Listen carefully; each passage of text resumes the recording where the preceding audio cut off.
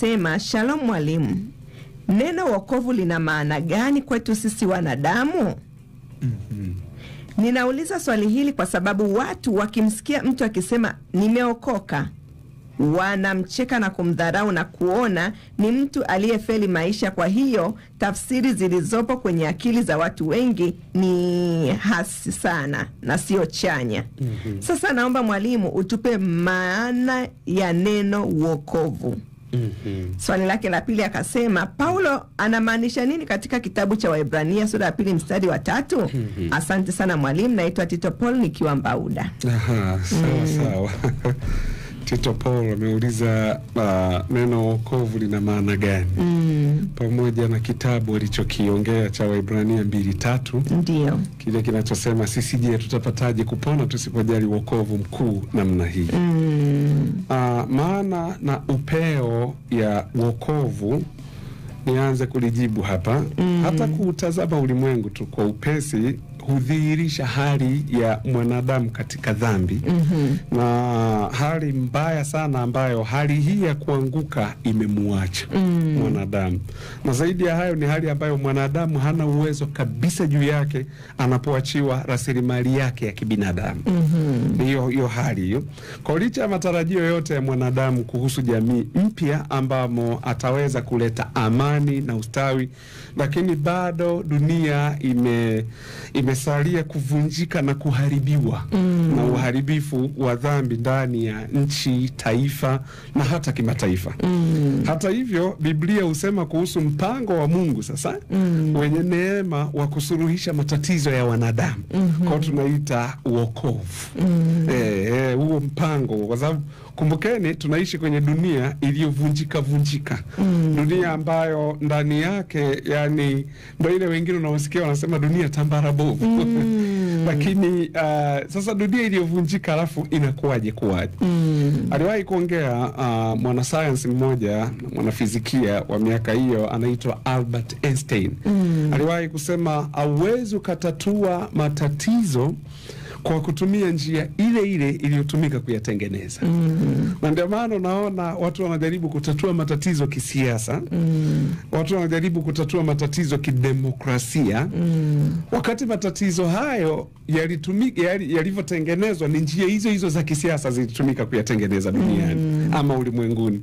Unaona watu wanajaribu kutatua matatizo ya vita mahali huku na huku, lakini je, tutatumiaje njia? Manake lazima utafute njia nyingine. Kwa hiyo manake ndio sasa kukawa na mpango wa Mungu kumleta Yesu Kristo huku duniani katika dunia iliyovunjika. Na mpango huu ambao ndio tunaita wokovu sasa. Ambapo sasa kwa neno hili la Kigiriki tunaita soteriolojia. Soteriolojia. Maana yake ni fundisho la wokovu. Kwa lazima liwe na mada kuu ambayo ndio iko katika maandiko. Kwa hiyo inajumuisha wakati wote pamoja na umilele uliopita na ujao. Inahusiana kwa njia moja au nyingine na wanadamu wote bila ubaguzi. Hata ina athari katika nyanja za malaika pia. Ni mada ya Agano la Kale na Agano Jipya, ni ya kibinafsi, ya kitaifa na ya ulimwengu mzima, na inakazia sasa juu ya mtu mkuu zaidi kuwahi kutokea ulimwenguni, yani Bwana wetu Yesu Kristo. Ndio maana hiyo neno soteriolojia kwa neno la Kiyunani. Kwa kulingana na maana pana kama inavyotumiwa katika maandiko, neno wokovu linajumuisha kazi kamili ya Mungu ambayo kwa yeye utafuta kumuokoa mwanadamu kutoka katika uharibifu, maangamizi na nguvu ya dhambi, na kumkirimia wingi wa neema yake inayojumuisha uzima wa milele, utoaji wa uzima tele sasa na utukufu wa milele. Kulingana na maandiko mengi yanayopatikana katika Biblia, ikiwa mojawapo ni Waefeso 1:3-8. Iko hivyo. Sasa neno wokovu kama nilivyosema, tafsiri ya Kigiriki ni soteria. ambalo linatokana na neno soteri linalomaanisha mwokozi au neno wokovu. Kwa uwasilisha wazo la ukombozi, usalama, uhifadhi, uzima, urejesho na uponyaji. Ndio maana ya neno wokovu. Maana yeye ndugu yetu ametaka tujue maana ya neno wokovu, kwa sababu huku mtaani watu kisema mimi nimeokoka wanachukuliwa kama mtu wa chini. Hii yote inakuja ni kutokana na ukoloni vile ulivyotuvuruga akili. Ndio maana mtu aliyeokoka anachukuliwa huyu hana kitu chochote. Lakini neno wokovu ni neno kubwa sana watu waweze kulijua. Kwa ndio maana wasema wokovu wasilisha wazo la ukombozi, usalama, uhifadhi, uzima, urejesho na uponyaji. Katika haya yote niliyoyaongea kuhusiana na ulimwengu kiuangalia ulivyovunjika. Sasa katika theolojia, hata hivyo, matumizi yake makubwa ni kuashiria kazi ya Mungu kwa niaba ya wanadamu. Kwa hiyo ni fundisho kuu la Biblia linalojumuisha ukombozi, upatanisho, kusadikishwa, toba, imani, kuzaliwa upya, msamaha, kuhesabiwa haki, kutakaswa, kuhifadhi na kutukuzwa. Ndio maana ya tusilichukulie tu kama ni neno poa tu. Kwa maana walichukulia neno wokovu, ambapo sasa baada ya kumkomboa mwanadamu akamtoa kwenye ufalme ule wa giza akamuingiza sasa kwenye ufalme wake. Yes, kwa upande mmoja, wokovu unaelezwa kuwa ni kazi ya Mungu ya kumuokoa mwanadamu kutoka katika hali yake iliyopotea. Kwa upande mwingine, wokovu unaeleza hali ya mtu ambaye ameokoka na ambaye anafanywa upya kabisa na kufanywa mshiriki wa urithi wa watakatifu. Sasa kuna vichocheo vya wokovu. Tunapoangalia, maana hapa sasa Bwana Tito Pombe ameturudisha kule ili tujue, kwa sababu kuvuka watu wengine saga hawa hawajuagi wokovu hawa. Sasa tunataka tulijibu kwa uelewa na wandani kabisa na uelevu kabisa, ili watu wajue kuwa wokovu tunajua ni nini. Ndio maana yake. Sasa vichocheo vya wokovu, tunapoangalia ukaidi na uasi wa mwanadamu, tunauliza swali, kwa nini Mungu atake kuwaokoa wenye dhambi? Na hasa kwa nini atake kumtoa mwanaye wa pekee mpendwa afe kwa uchungu wa hukumu takatifu ya Mungu katika kubeba dhambi zetu msalabani? Ni kwa nini? Jibu la maandiko ni kwamba wokovu unaongezeka kwa utukufu wa neema yake, na wokovu huleta utukufu kwa Mungu, na hufanya hivyo kwa sababu unadhihirisha asili ya tabia ya nafsi yake. Wokovu kama wokovu. Lakini wokovu pia hufunua mambo kadhaa kuhusu Mungu ambayo huleta utukufu kwa nafsi ya Mungu na kutuonyesha kitu fulani cha sababu za kwa nini wokovu umekuwepo. Na inadhihirisha upendo wake, yani Mungu mwenyewe, kwamba Mungu angemfikia mwanadamu mwenye dhambi kwa kumtuma mwanaye wa pekee. Ndilo onyesho kuu la upendo wake. Na inatangaza kwamba Mungu alitoa wokovu kwa sababu yeye ni Mungu mwenye upendo. Hata hivyo, pamoja na kuwa asili ya mwanadamu imeanguka, lakini bado ilibidi, kwa sababu yeye asili yake ni upendo, lazima atafute namna ya kumrudisha huyu mwanadamu arudi katika asili yake. Ndio maana Yohana 3:16 inasema, kwa maana jinsi Mungu aliupenda ulimwengu hata akamtoa mwanae wa pekee. Lakini wokovu kupitia nafsi na kazi ya Kristo pia ni dhihirisho la neema ya Mungu, upendeleo usio na sifa za Mungu. Alafu Ukristo pekee ndio unaotoa wokovu unaotegemea neema badala ya matendo. Maana hii sasa ni tofauti na dini zingine ulimwenguni. Maana tunapoongelea wokovu tunaongelea ni dini ya Kikristo. Yani kwa maana hiyo, yani nataka nieleweke kwa maana hiyo. Kwa sababu kama tunavyojua kuwa Ukristo na wenyewe kuna namna ulifanywa michakato badilishwa. Kwa hiyo ndio maana, lakini naomba niongelee kwa ujumla wake. Sina muda wa kuingia huko ndani. Lakini Adam na Hawa waliumbwa kwa mfano wa Mungu ili waweze kutoa taswira inayoonekana ya tabia ya Mungu.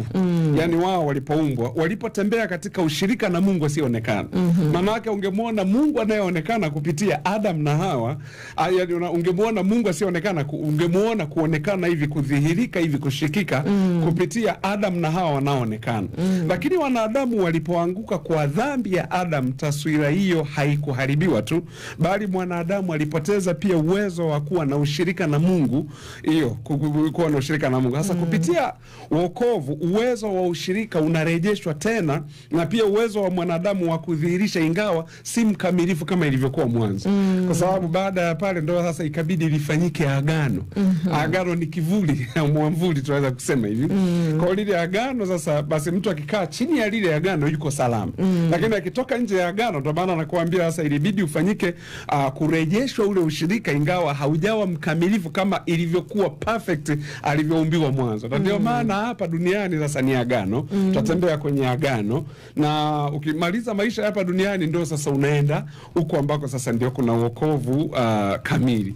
Kwa hiyo hasa hii ndio maana sasa ambayo tunaposema maana ya nini ya wokovu. Lakini nimalizie kwa kusema kuna awamu 3 za wokovu. Wokovu katika Kristo ambao huanza katika umilele uliopita kulingana na mpango ulioamuliwa kimbele wa Mungu wa kuenea hadi wakati ujao wa umilele. Una hatua 3 zinazoonekana katika Biblia, na kuelewa ukweli huu kunaweza kupunguza mvutano mwingi kwa mtazamo sasa wa usalama wa kumwezesha muamini aweze kurelax katika Bwana au katika wokovu huu, huku akisonga mbele katika ukuaji wa kiroho na ondoa haya mambo maswali ambayo sasa kama ndugu yetu Tito Paul alivyouliza. Awamu ya kwanza, huu ni wakati uliopita wa wokovu, maana yake kuokolewa kutoka kwa adhabu ya dhambi. Na vifungu kadhaa vya maandiko huzungumzia juu ya wokovu kuwa uliopita kabisa au umekamilika, kukamilika kwa yule ambaye ameamini katika utu na kazi ya Yesu Kristo. Hiyo inakuwa ni awamu ya kwanza. Kipengele hiki kinamuona muamini kama amekombolewa mara moja na kwa wote kutoka kwa adhabu ya dhambi na kifo cha kiroho. Maana ile tu kukiri kumwamini Yesu kuwa ni Bwana na Mwokozi wa maisha yangu, mtu huyu tayari ameshatoka tayari. Kwa ndio awamu ya kwanza. Na kazi ya Mungu katika Kristo ni kamilifu, na ni kwamba muamini anatangazwa kuokolewa milele na salama. Yani tayari hapo ameshatoka, amehama tayari. Kwa hiyo inakuwa iko hivyo. Lakini wokovu wa awamu ya pili, huu ni wakati wa sasa wa wokovu, na unahusisha na ukombozi wa sasa juu ya nguvu ya kutawala ya dhambi au nguvu ya asili ya kimwili katika maisha ya muamini. Maana yake yale maisha sasa yale ya kila siku yale. Inasema mtu akiwa ndani ya Kristo amekuwa kiumbe kipya. Tazama ya kale yamepita, sasa huyu mtu anatembea. Ndio pale Biblia inaposema mtu aliye mtakatifu na aendelee kujitakasa. Maana yake hiyo inakuwa ni awamu ya pili ya wokovu. Kwa maana awamu hii ya wokovu katika Kristo inakamilishwa kupitia huduma ya Roho anayekaa ndani yetu. Lakini inategemea kazi ya Kristo na muungano wa muamini na kujitambulisha pamoja na Kristo katika kazi hiyo kwa kupitia watumishi Mungu aliowaweka, ambao ameweka Roho wake ndani yao. Kwa ndio maana unaona wanatuongoza. Kwa nini sasa inakuwa ni muhimu? Biblia inatuelekeza kuwa msiache kukusanyika kama ilivyo desturi ya watakatifu. Kwa sababu huo ndio process katika mwendo ya kuendelea kujitakasa. Nimalizie na awamu ya 3. Huu ni wakati ujao wa wokovu ambao unarejelea sasa ukombozi wa siku zijazo. Kwa waamini wote katika Kristo watapata kupitia kwa mwili uliotukuzwa, uliofufuka. Maana yake hii inatafakarisha kwamba ingawa kuokolewa mara moja na kwa wote kutoka kwa adhabu ya dhambi, na wakati sasa anakombolewa kutoka kwa nguvu ya dhambi, muamini katika Kristo bado ataokolewa katika upatanisho kamili wa Yesu Kristo. Hii inatambua na kuonyesha kwamba Mkristo katika uzoefu wake kamwe hawi mkamilifu katika maisha haya. Ndio maana yake hiyo. Kwa upatanifu kamili wa tabia ya Kristo, maana yake tukizungumza kwa uzoefu, unangoja utukufu ule wa mwisho. Ambao utukufu wa mwisho ndio wengi wamekaa huko sana yao nyakuo, yani hiyo ni awamu ya nyingine tena hiyo. Maana hapa mimi nimeongelea, nimeenda na mrengo huu wa wokovu. Sasa iko hivyo. Kwa hiyo hata hivyo uhakika wa kwamba baadhi ya vipengele vya wokovu kwa yule anayeamini bado havijatimizwa kwa njia yoyote, haimaanishi kwamba kuna msingi wa kutilia shaka matokeo ya wokovu wa milele, kwa sababu awamu zote 3 zinategemea sifa na kazi ya Mungu katika mwanae ambaye ni Yesu Kristo. Kwa hii ndio maana ya wokovu. Na tukiongelea neno wokovu, na mtu anayecheka ni kwa sababu hajaonja uzuri wa wokovu. Ndio maana wanapopatwa na shida wanakimbilia kanisani. Kwa nini? Kwa sababu ndiko kwenye msaada wa kweli.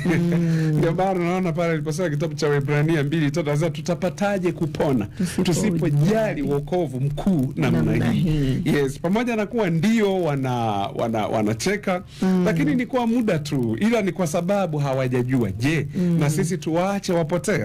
Hatujaacha kuambia habari za Yesu Kristo aliyekuja kuwakomboa na aliyekuja kafa kwa ajili ya dhambi zao. Hatujaacha kuambia. Kwa hiyo ndio maana sasa ya wokovu. Tito Paul naamini amenielewa na amejua. Hata siku nyingine akiulizwa maana ya wokovu manake nini, ni hiyo. Yes. Asante sana. Leo ni kama tumepata kitu ambacho tulikikosa kwa miaka mingi sana, kwa sababu perception ya wokovu ilikuwa ni umpokee Yesu Kristo kisha sema yale maneno umemkiri basi. Lakini hawajawahi kutufafanulia sana hivyo kwamba ni nini ambacho kinatendeka, ni nini ambacho nakipokea. Na umetufafanulia vizuri sana. Basi haina haja ya kusema neno wokovu ni kudharau. Ni ile tu sasa maisha ya wale sasa waliopokea, kwa sababu hawakupata ufafanuzi sahihi nini cha kufanya, wakaanza kubweteka na vitu kama hivyo. I wish, yani kitu tutakirudia sana. Mwalimu kirudie sana sana sana. Neno kuokoka. Na walokole ilitoka na neno gani? Walokole lilikuwa ni neno ni kama la kejeli. Wakejeli wale waliomfuata Yesu Kristo. Ambao hawa ni walokole hao. Walokole. Kwa hiyo na hilo neno asili yake ni kutokea Uganda. Yani balokole. Ni kutokea Uganda. Kwa hiyo ilikuwa ni kama neno la kuwa kejeli. Unaona mfano kama ili neno Mkristo kwa mara ya kwanza lilikuwa ni kama kejeli. Yani wasema wale waliomfuata yule jamaa tapeli yule. Hawa ni Wakristo hawa. Kwa lilikuwa ni kama neno kejeli. Ndio maana unaona wale waliokuwa ambao hawataki kejeli walikuwa wanasema wale waliopindua ulimwengu wamefika hata huko. Hawawaiti wa Kristo, wanawaita wana mapinduzi. Waliopindua ulimwengu. Kwa sababu kule mwanzo walikuwa wanajulikana kama wanafunzi wa Yesu. Wanafunzi wa Yesu walioko kwenye dini ya Kiyahudi, lakini ni kama dhehebu lingine limekuja la wanafunzi wa Yesu ambao wao wameamua kumfuata huyu Yesu. Kwa hiyo mpaka mwaka wa 331 ndio ikaja sasa kuwa rasmi Ukristo ni dini kupitia Roman Empire wakati wa Konstantini Mkuu. Kwa hiyo iko hivyo. Sasa hii walokole na yenyewe ilikuja ni kama neno la kuwakashifu wale waliookoka. Maana kipindi hicho wokovu naingia kwanza, wanaopokea wokovu ustaarabu ulikuwa hamna. Unaona, ndio maana unaona nabii mkuu anasema Mungu aliniambia kanirudishie heshima iliyopotea. Kwa sababu wokovu haukukusudiwa uwe hivyo. Na ndio maana hata huyu Tito Paul anapouliza mbona watu wanatukejeli? Wanatukejeli kwa sababu wanaona, yani the way walokole walivyokuwa wamepokea. Anakuambia mimi msalaba mbele, dunia nyuma. Kwa mambo yote ya dunia anayaacha nyuma. Umeona, yani magari nyuma. Nyumba nzuri nyuma. Mimi ninachoangalia naangalia msalaba tu. Kwa hao watu wa dunia wakaanza sawa kama ndio hivi. Unaniambia mimi niokoke niwe masikini? Kwa sababu ili uwe blokole lazima uwe masikini. Ukisubiri kwenda mbinguni. Kwa ndio maana hilo neno hasa mlokole likaanzia hapo. Walokole wakawa yani kama neno la kejeli, kuwa kejeli. Mimi sio mlokole bwana. Wale kule ni walokole. Hao huko ni hivyo. Ndio maana unaona nabii mkuu alipokuja alisema mimi sio Mkristo wala sio mlokole. Mimi ni mwana wa ufalme wa Mungu. Kwa sababu ilikuwa ni kama kuwa kejeli. Na hao walokole wana matatizo. Anakuja mtu ambaye amekuja kurudisha ustaarabu sasa wa ule ufalme wa Mungu ukoje, ile raha ya wokovu iko namna gani, wakaanza kumpiga vita. Wanampeleka upande mwingine, anambia huyu hapana sio wa kwetu. Kwa hiyo ni hivyo, ilikuwa ni jambo la kejeli. Sawa. Nimesindikiza hiyo maana Tito alisahau kuuliza.